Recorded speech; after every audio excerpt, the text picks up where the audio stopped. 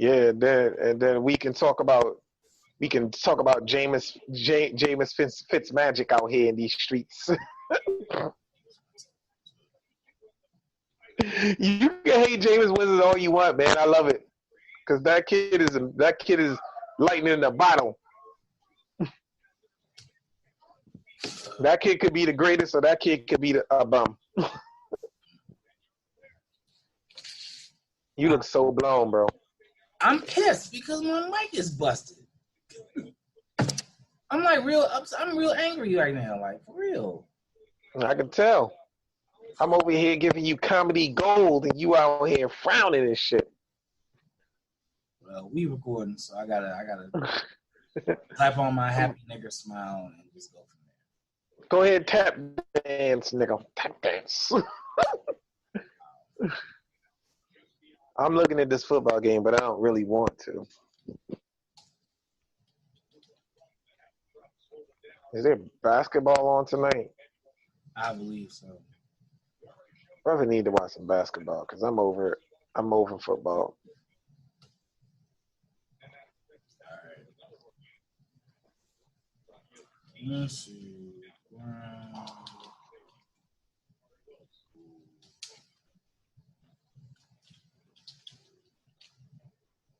EP number 14.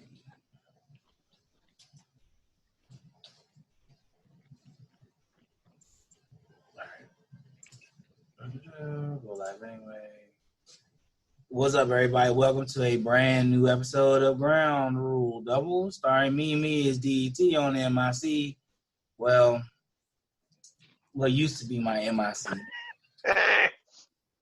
Roll with me as usual, my man Sion St. Bernese. What's up, Sion? Ain't nothing was popping. Nothing much. Long weekend. I'm gonna start off with Saturday.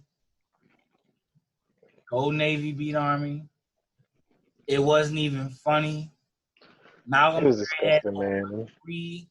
Perry had over 300 yards rushing in a 31-7 demolition of the United States Military Academy.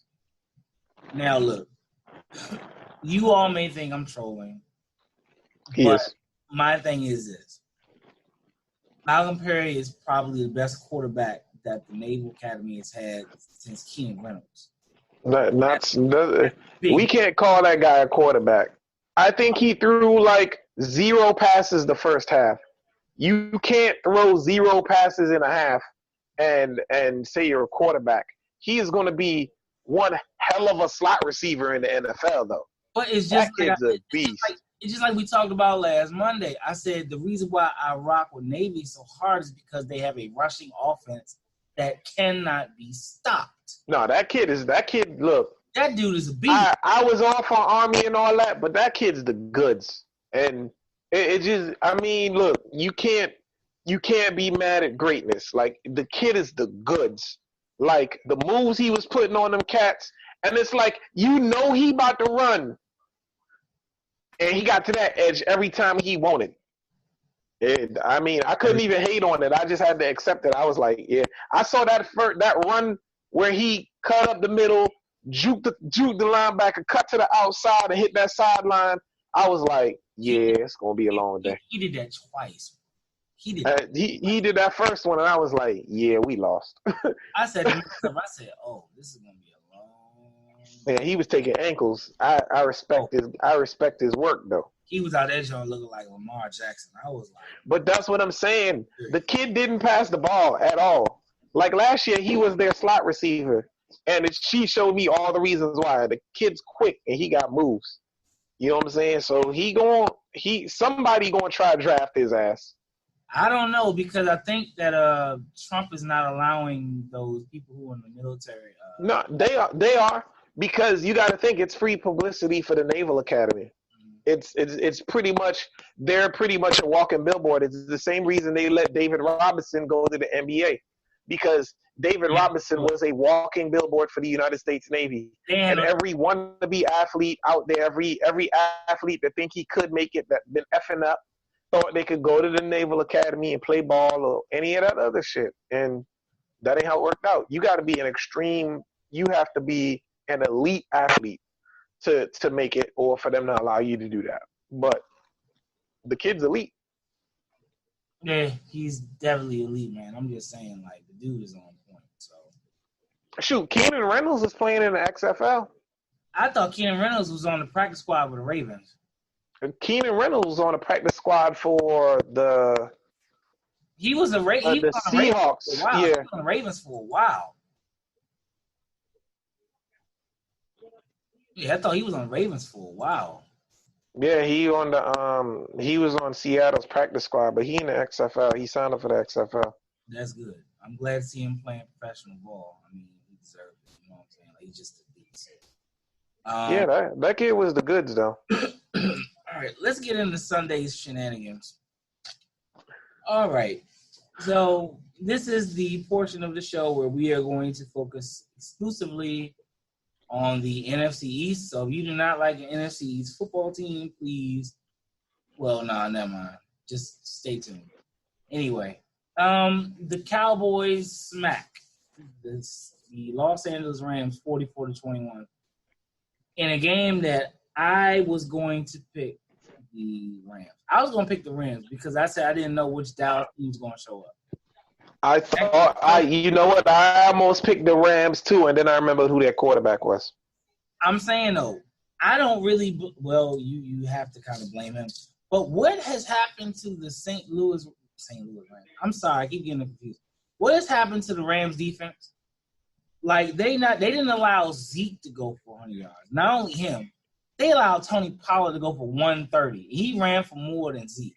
But Tony Pollard was breaking them joints though. Exactly, that was my point. Like, what is going on with the Rams? To be honest, the secret sauce of the Rams is their defensive line. It's the same way with San Francisco. That's why San Francisco just lost to Atlanta.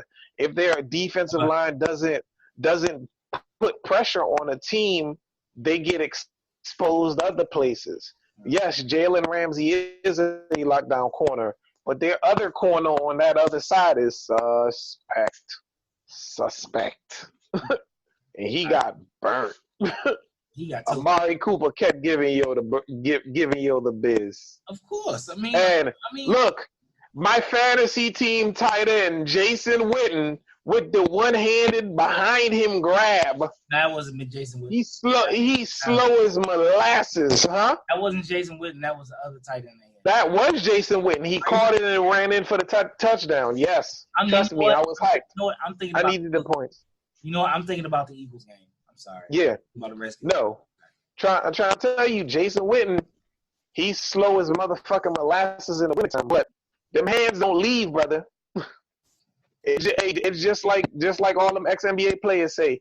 Your legs might go, but if you got a jump shot, your jump shot will always be around. You be damn 60 and you be like Mahmoud. You still got the stroke with the gooseneck. You know what I'm saying? Right. So, the Cowboys take care of their business. So now let's go to the Redskins and Eagles. And I'm going to be completely honest. I was encouraged after seeing what Dwayne Haskins did in that football game.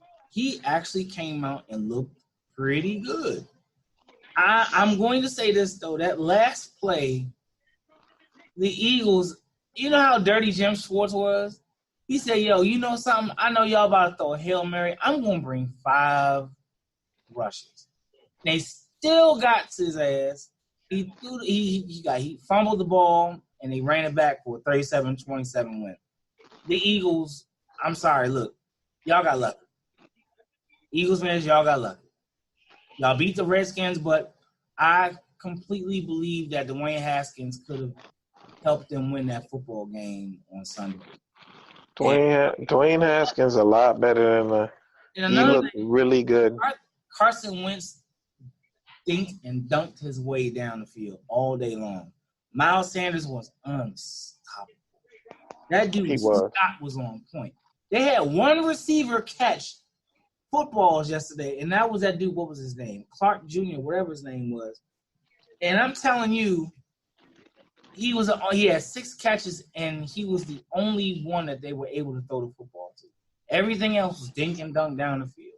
I'm telling you, Miles Sanders had a hell of a game. And that catch that he had at the end, in the back of the end zone between two defenders, bro, I was like, yeah, that was a hell of a play. Bro, when I saw that joint, I was like, sometimes, look, like they say in the NBA, that's great D, just better O. Sometimes you just got to give it to a man. You just got to be like, all right, bro. And you can't argue. And you had that. You can't argue about that. And it was just like, wow, dog. Like, I could not believe he threw that ball. He caught it. But I said, you know what? Fine. Bruh, it took a lot of balls to even throw that mother. They went back and forth. Classic Eagles-Redskins rivalry.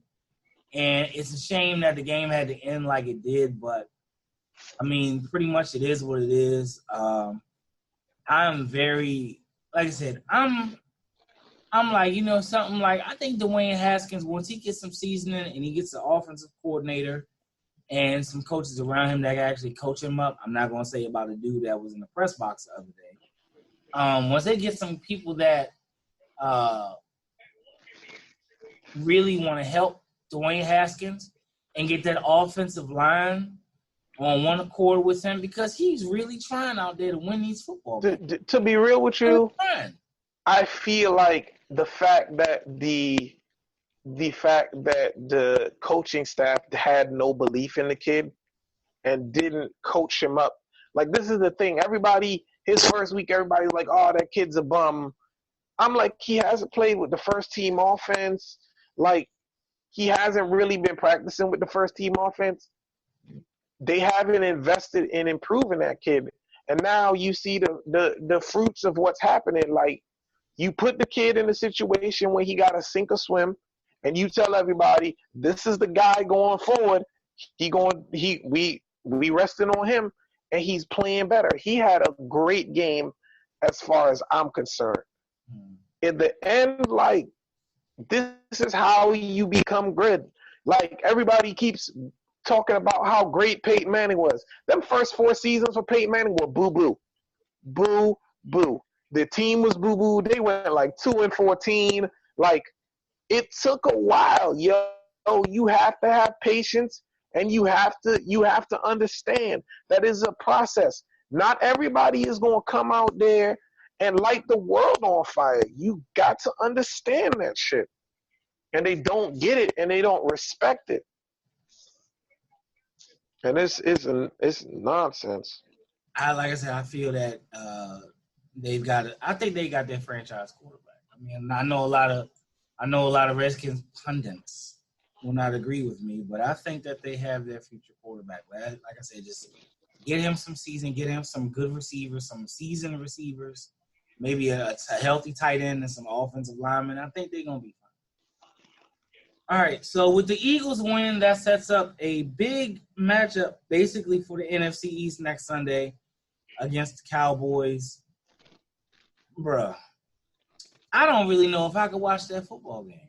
I'm not watching that shit. I don't think I could watch it. I think my stomach will not allow me to watch that shit. It repulses me to even think that the Cowboys and the Eagles are going to get into the playoffs more than likely with an 8-8 record. I feel like, I'm gonna be honest, I feel like I want the Cowboys to do it just because I feel like the Cowboys have way more talent. Everybody on the damn Eagles hurt. That shit is disgusting, man. It's repulsive. Right. All their wide receivers and everything. I heard Jerry Rice about to come out of retirement for these assholes. Like, that's funny. Jerry Rice about to come out there. That's pretty funny. All right, shit. I could come out there as a receiver. So let's get on to some winners right now. So Seattle, Seahawks, after winning over the Panthers on Sunday, it looks like they're losing a receiver by the name of Josh Gordon, who is on his third team. Third team, and he was banned again today for substance abuse and performance enhancing. I think he's done. If there's one player that has had chance after chance after chance after chance, I mean, it's Josh Gordon. them. They gave him